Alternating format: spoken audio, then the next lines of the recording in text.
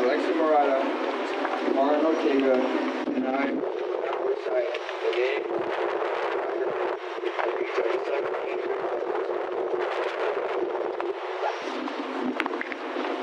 Scott Bugle, 35, was a geography teacher.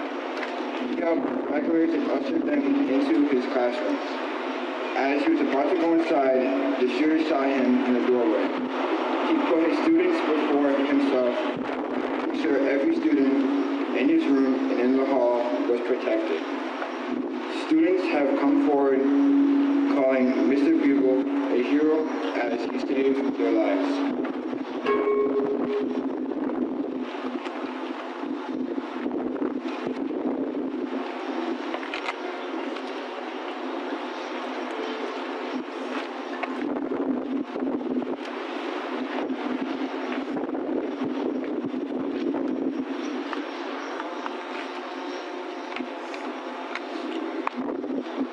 Alyssa Alheida, 14, was a soccer player who played competitively since she was 3. She had an outgoing personality and placed first in a debate tournament. Her family asked everyone to live for Alyssa, be her voice, and breathe for her.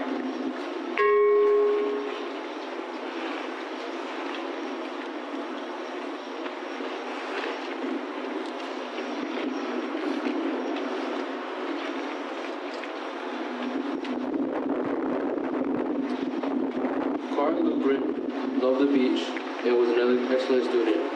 She was a dancer and always had a smile on her face.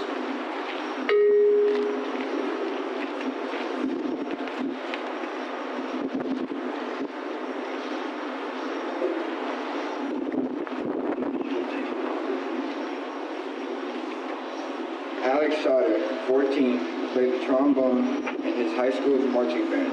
Liked to play basketball with his friends and was a sweetheart.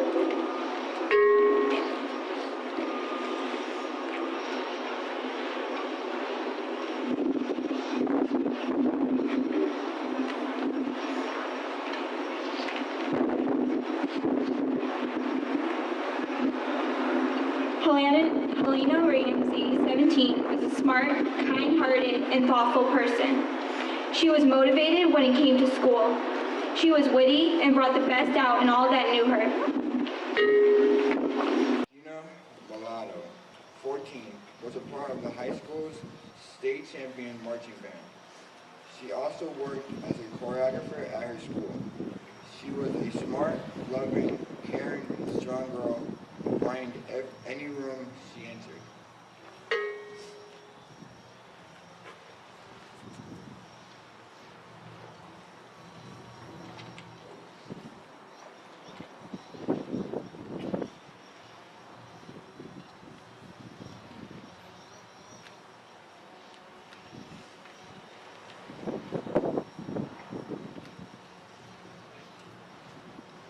Christopher Hickson, 49, was the athletic director and a well-known figure in Florida high school sports.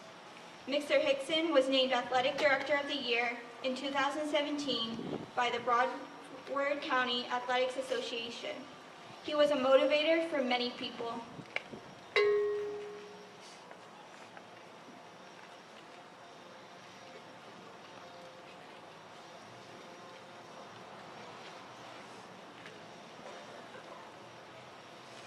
Joaquin Oliver, 17, loved sports, graffiti, and hip-hop. He became a U.S. citizen last January after coming here from Venezuela at the age of 3.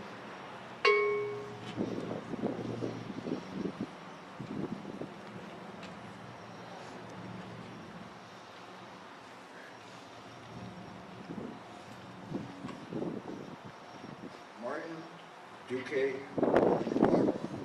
14, was a very funny kid, outgoing, and sometimes really quiet. He was loved by his family, especially by his older brother.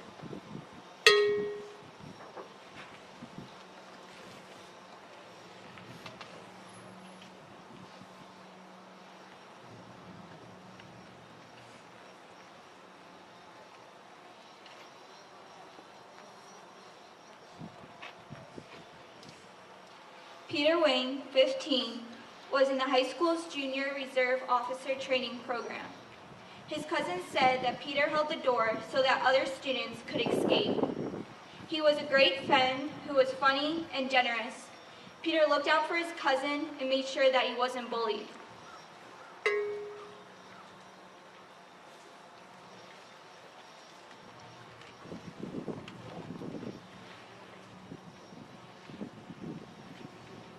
Carmen Centrup, 16, was a promising student, a National Merit Scholar semifinalist. She played the piano alongside her father. Carmen was always smiling.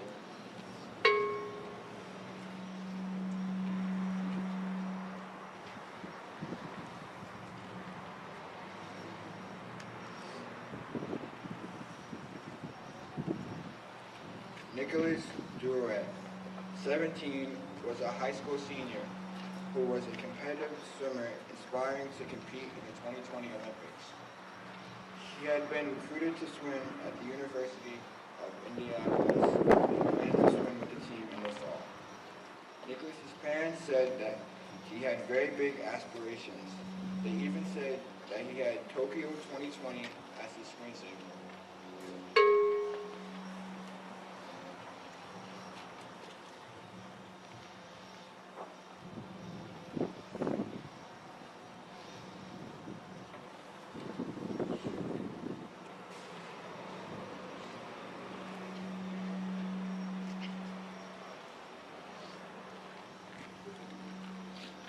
Luke Hoyer, 15, was a freshman just looking forward to high school.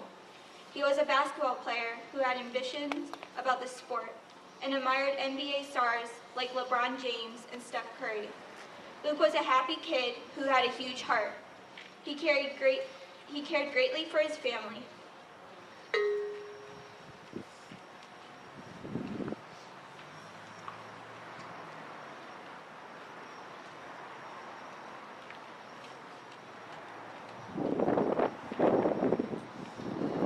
Fice, 37, was the assistant football coach and security guard.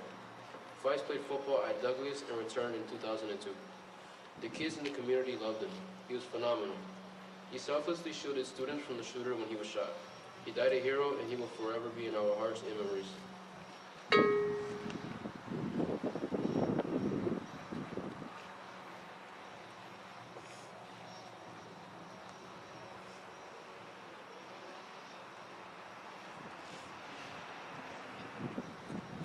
Pollard, 18, plans to attend Lynn University next year. Mito was a strong-willed young lady who was smart, beautiful, and caring. She worked at her boyfriend's family's motorcycle repair shop. She was unstoppable when it came to wanting to achieve.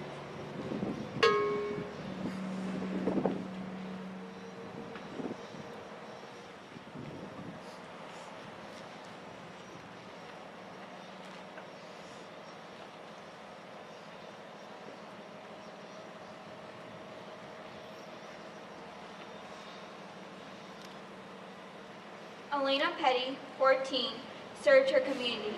She was a member of the school's JROTC program and participated in the Helping Hands program. She helped to clean up Florida Keys after Hurricane Irma hit Florida in September.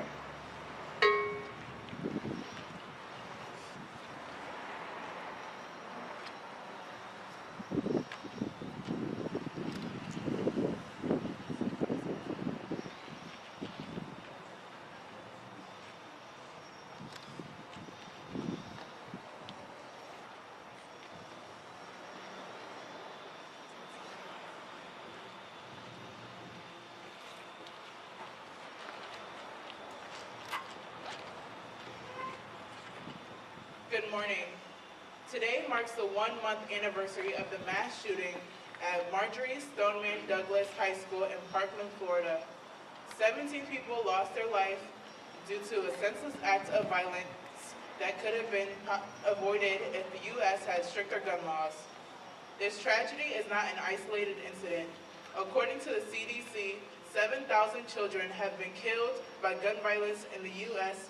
since the Sandy Hook shooting in December of 2012. My fellow HMTCA students, along with administration, teachers, and other staff, have decided to join forces with thousands of other school communities around the country.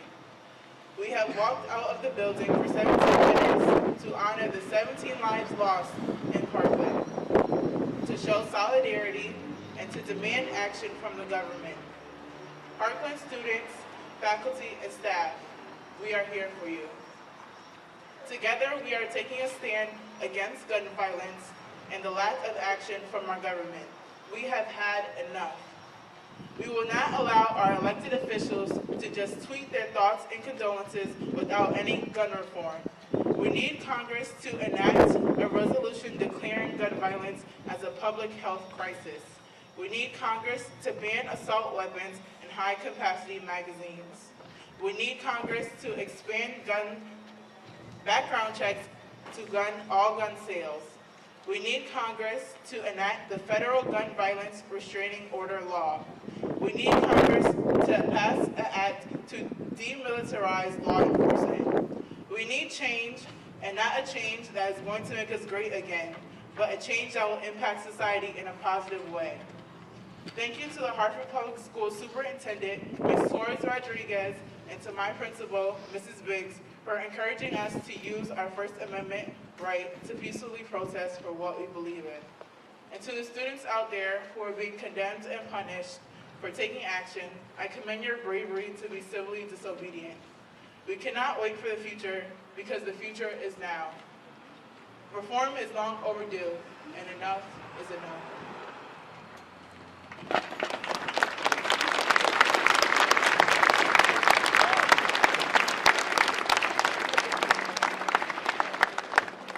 We have a voice. We are the change we want to see for tomorrow. We are the voice of this generation. We stand out here today to not only be with our fallen peers, but to effect gun reform. Our voices will not be silenced. Change will happen.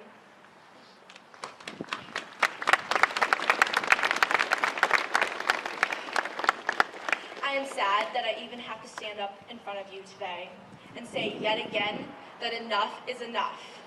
It should have ended in 1966 when a gunman killed 17 people at the University of Texas, period. Since then, 1,077 people are dead because of mass shootings. 153 mass shooters who carried in total 292 guns killed those people. Out of those 292 guns, only 49 were obtained illegally. I don't know about you, but I'm done with being silent. I am done with sitting in a classroom that is supposed to be a safe space, thinking, what if someone came in here carrying a gun? How would I make it out alive? How would I protect my friends and myself? And what my last text to my parents would be. No one, and I mean no one, should ever fear for their life when sitting in a classroom. Thank you.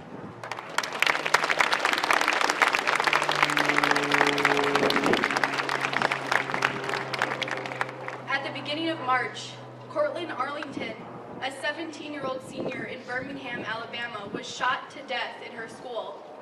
Why haven't we heard about this? This was a teen's life cut short. She had aspirations, dreams of becoming a nurse. 17 lives or one life. An AR-15 or a handgun. This was still an act of violence in a school.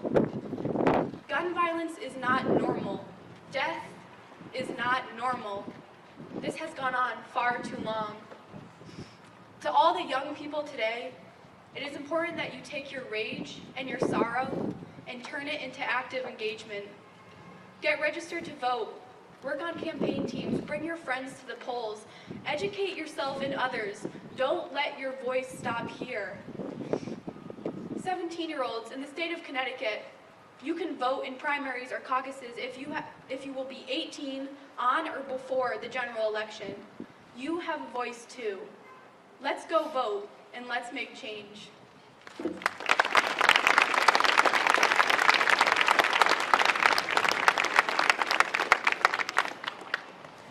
Good morning, everyone. Thank you for coming out and helping us raise awareness about gun violence. Most importantly, we, along students across the country, are walking out to commemorate the 17 victims lost in the tragedy at Stoneman Douglas High School. First, I would like to thank the adults who have helped amplify our student voices by walking with us today. Thank you, Governor Danielle Malloy and Mayor Luke Bronin for supporting us today. I would also like to thank the Commissioner of Education, Diana Wenzel, Superintendent of Hartford Public Schools, Dr. Leslie Torres-Rodriguez, and HMTCA Principal, Sally Biggs, for showing your support. Finally, I would like to thank Hartford's Chief of Police, David Rosado, and Chief Fireman, Ranel Freeman, as well as the religious leaders, school administrators, teachers, staff, and lastly, our parents for supporting us and empowering us to be the change we wish to see in the world. When students go to school, they shouldn't feel afraid for their safety or scared for their lives. We've been told over and over that this generation, the society that we're growing up in, is nothing like earlier, more innocent childhoods. We hear it's not like it used to be, where teenagers could roam on their own, where they felt safe to go most anywhere, movie theaters, concerts, or the mall. Today, despite living in a world that is constantly connected and changing with instant messages and access to so much at our fingertips, we have become a more isolated society. We are so closed off and distracted that we ignore the warning signs. Today, we sometimes forget that our most powerful weapon is our voice. Sometimes we even forget how harmful our words can be.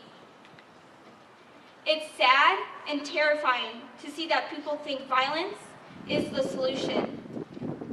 It's also tragic to see that those in need of help are often overlooked or shunned by society before turning to violence.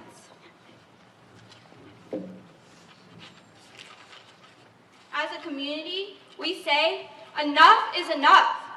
We must strive to use our voice in a positive way to promote a healthy community and choose our words wisely, whether we say them out loud or type them on social media. We recognize that students and adults have to come together and support each other. We need to create an environment where every student feels safe, physically and emotionally. We cannot allow students to feel lonely, depressed, hopeless, or hurt. We must show acts of kindness and help those that are struggling. Gun violence is not the answer. We demand better. Everyone deserves better. We are also gathered here today to ask that leaders take responsibility for protecting students when they come to school. We ask that laws be put into place to stop easy access to guns. We ask gun owners who rightfully possess guns to be held responsible, to guarantee our safety so that no one else has access to them. We ask our representatives to review the existing gun laws to prevent these shootings from ever happening again. Together, students, teachers, parents, as well as state and local leaders need to work together as one to bring about change now. Hear our voices, our pleas, our demands from students here today and schools across the country. This is just the beginning. We are finding our voice and we insist on being heard. Enough is enough.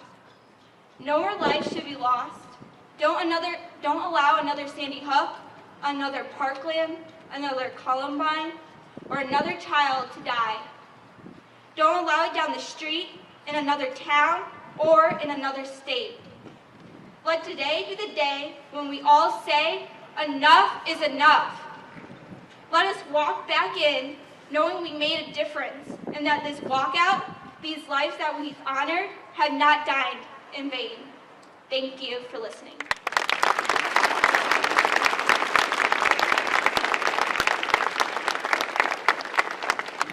At this time, I would like to now invite Governor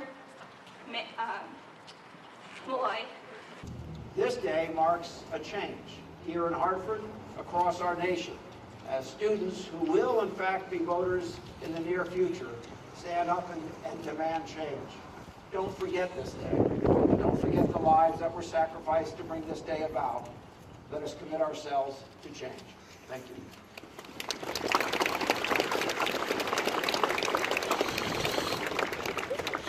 I would now like to invite Mayor Luke Broden.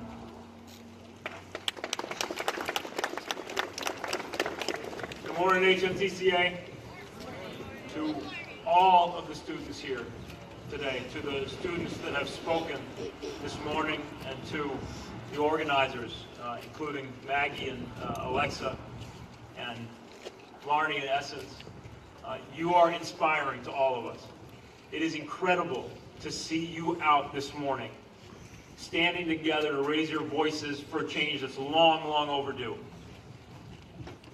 I want to say thank you to the superintendent and the Board of Education and Principal Biggs and to Governor Malloy, to everyone who's here, for taking the approach of supporting you as you raise your voices, not suppressing your speech as some districts around the country have done. What you guys are calling for is just common sense, and we stand with you. And we stand in a community that knows gun violence all too well. The violence we experience here in Hartford may be of a different kind and a different character than the shootings at Parkland or at Sandy Hook or at Columbine, but far too many lives are lost to guns right here in our own city and right here in our own streets. And that violence is no less devastating. So as you raise your voices for change, we stand with you. We're not here to be your voice, we're here to support your voices and to hear your voice. Every movement that's made a difference in the world was led in large part by young people. You are leading a movement with the energy and a passion that we haven't seen in this country in a long, long time. Don't give up, because those movements aren't successful because of one day. They're successful because you don't give up, because you keep raising your voices, and as you do, we'll be there with you to stand with you and to support you. God bless you all. Thank you for what you're doing.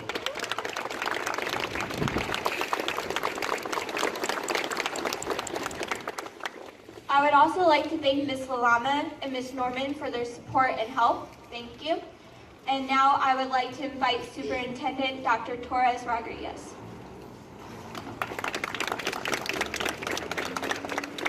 Good morning. My message here is as an educator, right? Every single day as superintendent, I reflect on our vision. Our vision is for our students to be able to transform their world.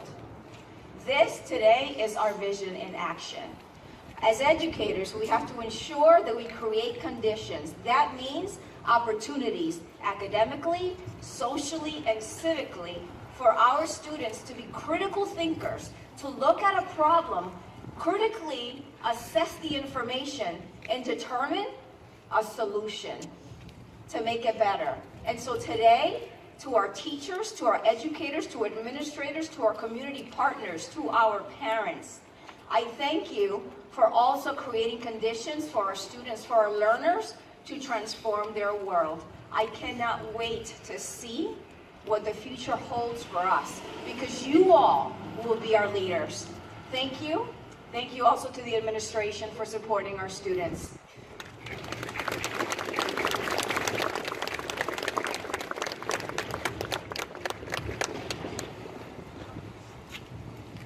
Thank you all for coming.